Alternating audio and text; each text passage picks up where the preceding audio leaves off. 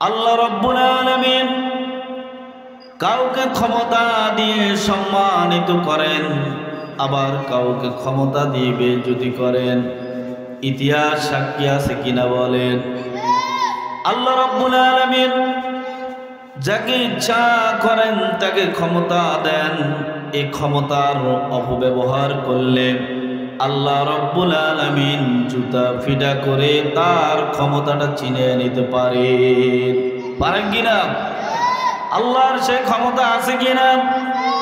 আল্লাহ রাব্বুল আলামিন বলেন, আন্নাল কুওয়াতা লিল্লাহি জামিয়া, সমস্ত ক্ষমতার একমাত্র মালিককে। কথা বলেন, সমস্ত ক্ষমতার মালিককে। আল্লাহ রাব্বুল আলামিন সমস্ত ক্ষমতার মালিক। সে আল্লাহ রাব্বুল আলামিন এই কোরআনটা কেন নাজিল করলেন? আপনি যদি কোরআনকে জিজ্ঞাসা করেন, কোরআন তোমাকে আল্লাহ রাব্বুল আলামিন এই দুনিয়ার মধ্যে কেন প্রেরণ করলেন, কোরআন সঙ্গে সঙ্গে জবাব দিবেন, হুদাল লিন্নাসি ওয়া বায়্যিনাতিম মিনাল ফুরকান। কোরআন সঙ্গে সঙ্গে বলবে আল্লাহ রাব্বুল আলামিন আমাকে নাজিল করলো মানব জাতির হেদায়েতের জন্য। সুবহানাল্লাহ। সে কোরআন থেকে একটি আয়াতে কারিমা তেলাওয়াত করেছে। শুনুন আল্লাহ রাব্বুল আলামিন কি বলেন। আল্লাহ রাব্বুল আলামিন বলেন, ওয়ালা তাকুলু লিমান ইউকতালু ফি সাবিলিল্লাহি আমওয়াত বাল আহিয়াউ ওয়ালাকিন লা তাশউরুন। আল্লাহ রাব্বুল আলামিন বলেন, যারা আমার রাস্তা শহীদ হয়ে গেল, যারা ইসলামকে জীবন্ত করার জন্য, ইসলামকে টিকিয়ে রাখার জন্য যারা বাতিলের বিরুদ্ধে যুদ্ধ করে শাহাদাত বরণ করলো, তোমরা তাদেরকে মৃত বলো না, তারা জীবিত। সুবহানাল্লাহ। যারা আল্লাহর রাস্তা, কোরআনের জন্য, ইসলামের জন্য যারা শহীদ হয়, আল্লাহ রাব্বুল আলামিন বললেন তোমরা তাদেরকে মৃত বলিও না। কিন্তু আজকাল চোর, গুন্ডা, বাটপার, বদমাশের নামের সাথেও শহীদ বসিয়ে দেওয়া হয়। কথা বলেন সত্য কিনা? কিন্তু আল্লাহ রাব্বুল আলামিন বললেন দিন প্রতিষ্ঠা করার জন্য, আল্লাহর এই জমিনে আল্লাহর কোরআন দিয়ে আইন বাস্তবায়ন করার জন্য যারা বাতিলের বিরুদ্ধে যারা যুদ্ধ করে শাহাদাত বরণ করে, তাদেরকে তোমরা মৃত বলো না, তারা আমি আল্লাহ রাব্বুল আলামিন ঘোষণা দিলাম তারা জীবিত। সুবহানাল্লাহ। শহীদদের মর্যাদা আল্লাহ রাব্বুল আলামিনের কাছে এত বেশি, শহীদ মারা যাওয়ার সঙ্গে সঙ্গে আল্লাহ রাব্বুল আলামিন তাকে জান্নাত দিয়ে দিবেন। সুবহানাল্লাহ।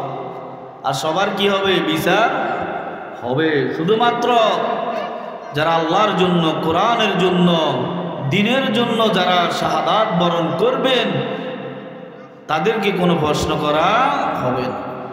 যারা শহীদ হয়ে যাবেন তাদেরকে রক্ত মাখা যে জামা কাপড়ের শহীদ হয়ে গেল, ওই অবস্থায় জানাজা দেওয়ার জন্য বলা হলো।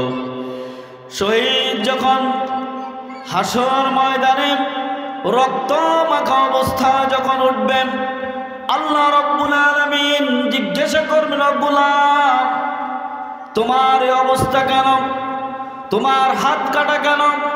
তোমার পা কাটা কেন? তোমার চক্ষু কাটা কেন? এবার শহীদ বললেন, রব্বুল আলামিন আল্লাহ, এই দুনিয়ার মধ্যে আপনার দ্বীন প্রতিষ্ঠা করার জন্য, কোরআনের আন্দোলন করার জন্য, কোরআন দিয়ে সমাজ চলক, কোরআন দিয়ে রাষ্ট্র চলক, এই কাজ করার জন্য যখন ঘোষণা দিলাম, বাতিল পক্ষ সহ্য করতে পারল না, আমাকে শহীদ করে দেওয়া হলো। আল্লাহ রাব্বুল আলামিন বলবেন, ও শহীদ তুমি কি চাও?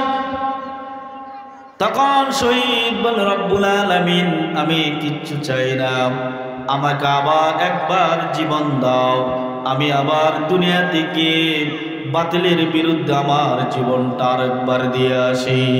সুবহানাল্লাহ। আল্লাহ রাব্বুল আলামিন শহীদকে বলবেন, যারা তাকে শহীদ করা হলো আল্লাহ রাব্বুল আলামিন কখনো তাদেরকে ক্ষমা করবে না। কারণ হক হলো দুই প্রকার। কয় প্রকার? একটা হলো বান্দার হক আর একটা হলো আল্লাহর হক। আল্লাহর হক আপনি নামাজ, রোজা, হজ, যাকাত যদি নাও করতে পারেন, আল্লাহর কাছে ক্ষমা চাইলে আল্লাহ মাফ করে দিবেন।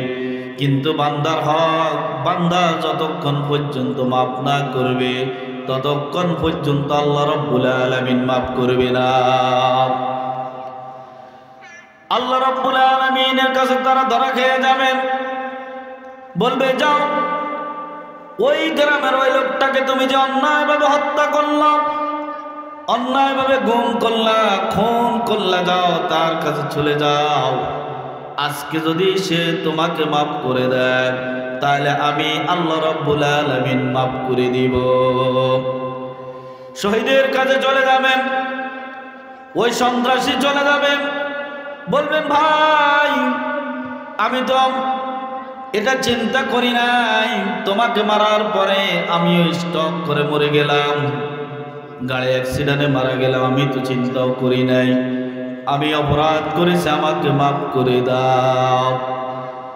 যে শহীদ হয়ে গেলাম সে বলবো না কখনো আজকে আমি তোমাকে মাফ করবো না। তার কারণ হলো তুমি যখন আমাকে শহীদ করে দিলাম, আমার ছোট্ট ছোট্ট মাসুম বাচ্চারা ছিল, তারা চিরদিনের জন্য এতিম হয়ে গেল। বাবা বাবা বলে তারা চিৎকার মেরে কাঁদলো। তাদের কোনো হক আমি আদায় করতে পারি নাই, তাদের কোনো সেবা যত্ন আমি করতে পারি নাই, তাদের ভালো মন্দ খাওয়ার জোগাড় করার টাইম তুমি আমাকে দিলে না। আমার বাচ্চাগুলো অনেক কষ্ট করে বড় হয়েছে, আজকে আমি তোমাকে ক্ষমা করব না। তুমি তোমার স্ত্রীকে নিয়ে বক্স খাটের মধ্যে রংবাজি করেছ, অথচ আমার স্ত্রী চিরদিনের জন্য বিধবা হয়ে গেল, স্বামী হারা হয়ে গেল।